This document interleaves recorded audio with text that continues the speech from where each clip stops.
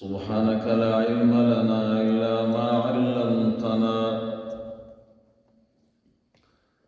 إنك أنت العليم الحكيم. سبحان الله والحمد لله ولا إله إلا الله والله أكبر ولا حول ولا قوة إلا بالله العلي العظيم.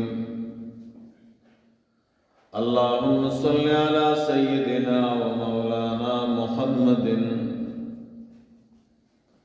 وعلى آل سيدنا ومولانا محمد وبارك وسلم وصل عليه. أعوذ بالله من الشيطان الرجيم. بسم الله الرحمن الرحيم. ألا إن أولياء الله لا خوف عليهم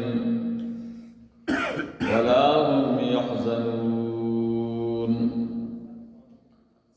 الذين آمنوا وكانوا يتقون. صدق الله مولانا العظيم وصدق رسوله النبي الكريم الأمين. وقال الله تبارك وتعالى في شان حبيبه: إن الله وملائكته يصلون على النبي يا أيها الذين آمنوا صلوا عليه وسلموا تسليما. اللهم صل على سيدنا ومولانا محمد وعلى آل سيدنا ومولانا محمد وبارك وسلم وصل عليه. اللهم صل على محمد وآله وعترته بعدد كل معلوم لك. حضرت ملنگ سے مبارک دامت برکاتهم وفیوزاتهم علینا وعلیکم.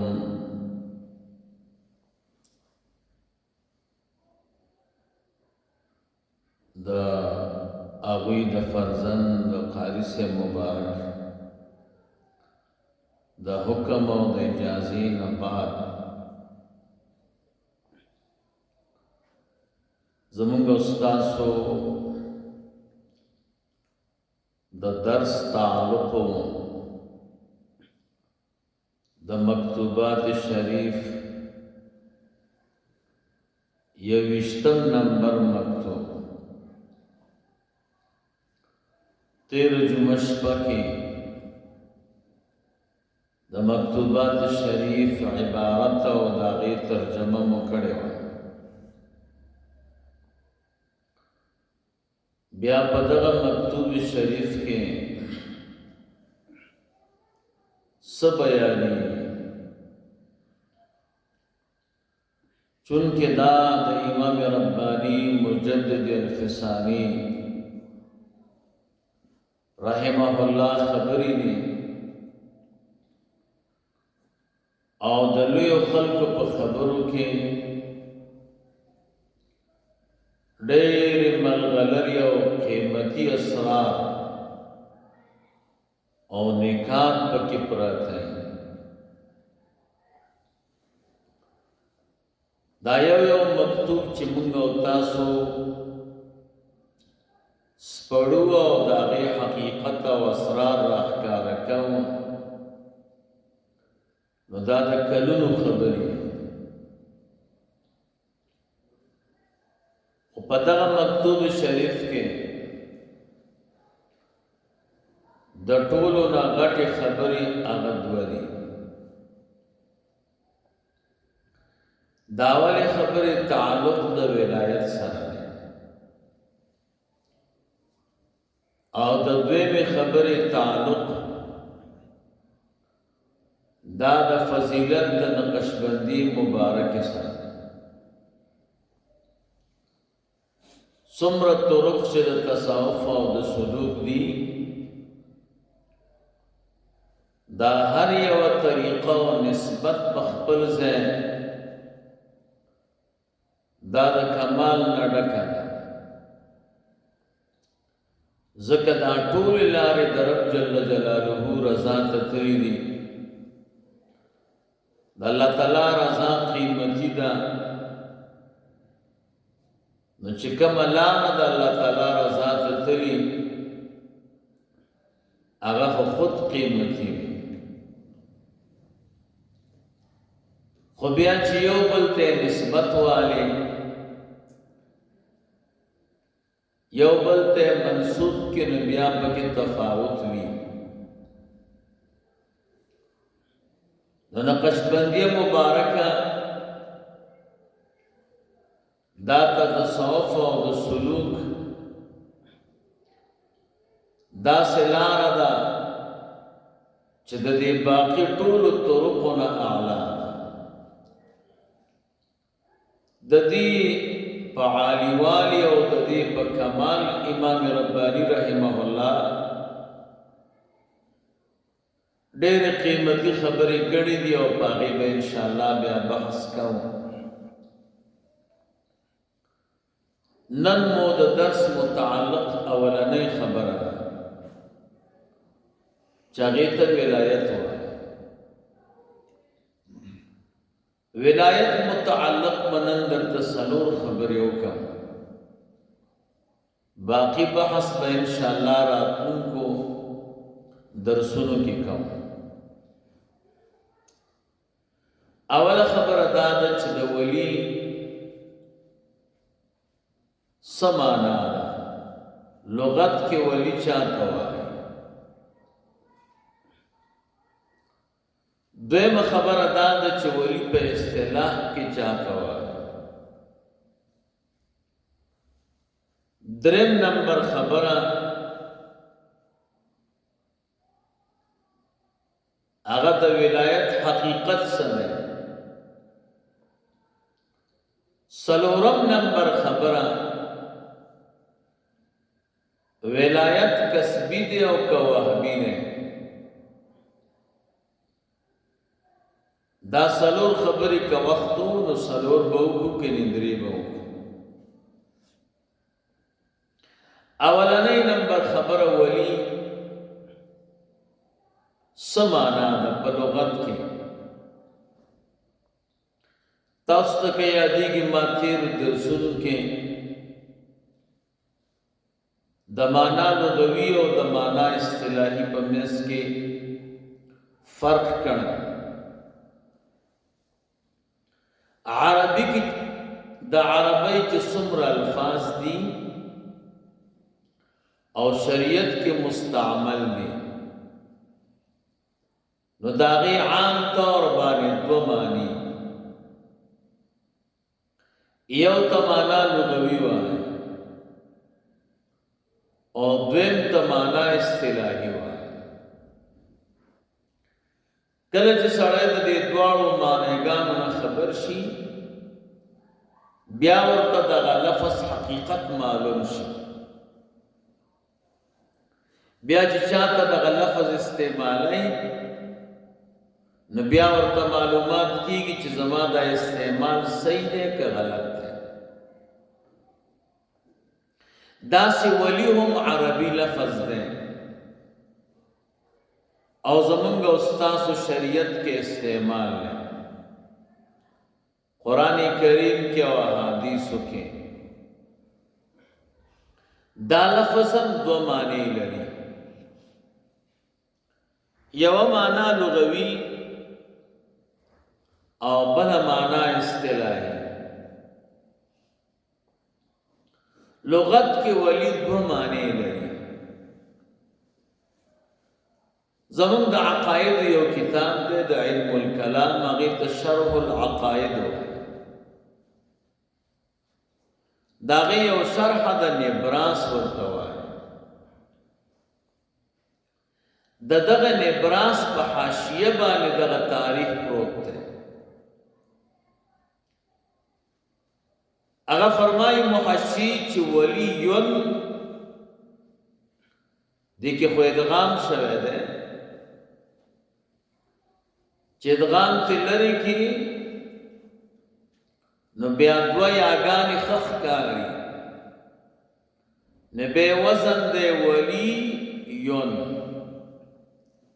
واو دی لام دی او یا د ساکنه غړوندی والا او دوی میا د دو پیخونه لري. ولیون عربی کې د دې وزن د فعیلن، صرفیان د دې وزن متعلق دا سوای چې فعیل وزن کله مبنی للفاعل او کله مبنی للمفعول، کله ترنه معنا د فاعل غسل کی کله د مفعول. ولیون هم فعیل وزن ده، دا هم په معنا د فاعل امراضی په معنا د مفعول امراضی. نو چې په معنا د فاعل شي ولیون سمانا ولیون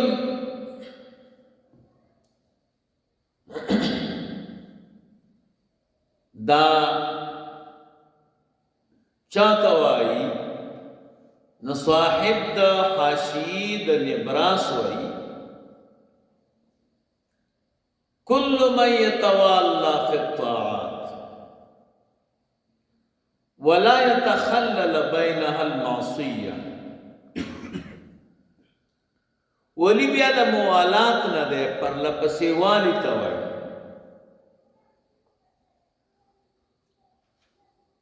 منگو تاسو ته فقهاو یو مسله کړې ده، کله چې سړی اودس کوي دا اودس د اندامونو په منځ کې موالات پکار دی. موالات دا معنا ده چې یو اندام چې ووینځي متصل بل اندام ووینځي، داسې طریقه باندې چې دا یو اندام وچ شوی نه او تا به بل شروع کړي پرلپسې والی ته وایي،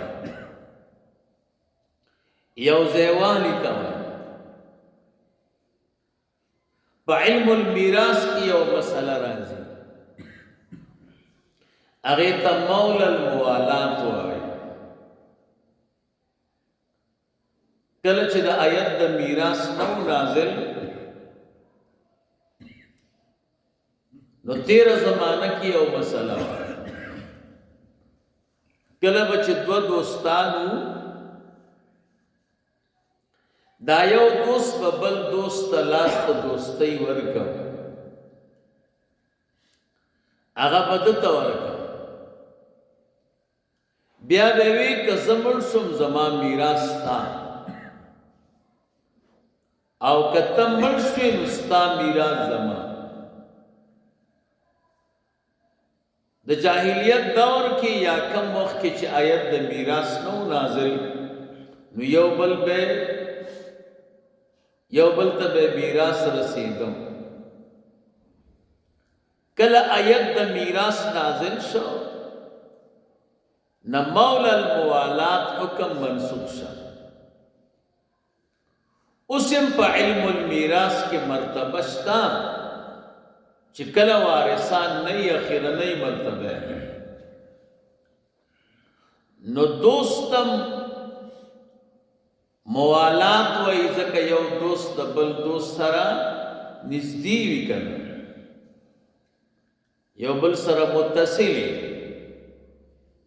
که بدنونه د یو بل نه جدا خو زړونه د یو بل نه نه جدا نو ځکه ورته موالات بیا زمون محدثین مولا د عطاقی وی، مولا د اسلام وی، مولا د موالات وی. هغه بیا یو علمی بحث دی، هغې نه به تیر شو. نو ولی هغه چاته وی څوک چې په طاعاتو کې د الله تعالی په بندګۍ کې او د الله تعالی سره په عبادت کې موالات او پرله پسې والی کوي او د دې عبادتونو او د طاعت په منځ کې ګناه نه داخلوي، جرم نه کوي، نو دغې ته ولي وایي. اولیاء متعلق مسئله دا ده، انبیاء متعلق مسئله دا ده چې دا معصوم دي، دوی الله تعالی د ګناه نه ساتي. او د صحابه کرامو متعلق مسئله دا ده چې دا محفوظ دي. د صحابو نه لاندې خلک اولیاء بزرگان معصومم ندی او محفوظم ندی، خطا و گناہ ترنه کیگی خو کئی نه. یو کېدل دی او یو کول دی. کېدل دا معنا ده چې بس پیښ شنو ګناه ته وشوه نو کېدی شي، یو ګناه پسې تللی، ګناه پسې ګرځېدلی. ولی او بزرگ ګناه پسې نه ګرځي، د ګناه قصد نه کوي، خپل هغه بندگی کوشش دی چې د الله تعالی د نافرمانی په ځای کې ونه درېږم. الله یراک مولاک حیث نهاک. ولی خو متقی وي او تقوا دې ته وایي چې تا خپل مولا هغه ځای کې ونه ویني، کم ځای کې چې منع کړی. د ګناه په ځای کې دې الله تعالی تا پیدا نه کړي. نو د ولی معنا هغه ده، ولی هغه چاته وایي چې د الله تعالی بندگی پرله پسې کوي، د الله عبادت پرله پسې کوي. مونږ او تاسو که فکر مو کړی، مونږ یو ورځ 2 رکعات نفل وکړو زبردست، سبا ته نه کوو. مونځ په جمع وکړو، فیصله وکړو جمع به نه قضا کوو خو بې قضا کوو، دروغ به نه وایو بې وایو، غیبت به نه کوو بې کوو. نو مونږ اولیاء نه یو، معنا لغوي باندې اولیاء نه، ځکه په دې طاعاتو کې مونږ او تاسو نه دا پرله پسې والی او د اتصال ختمیږي، منځ کې رانه ګناهونه کېږي. نو یو د ولی معنا لغوي دا ده.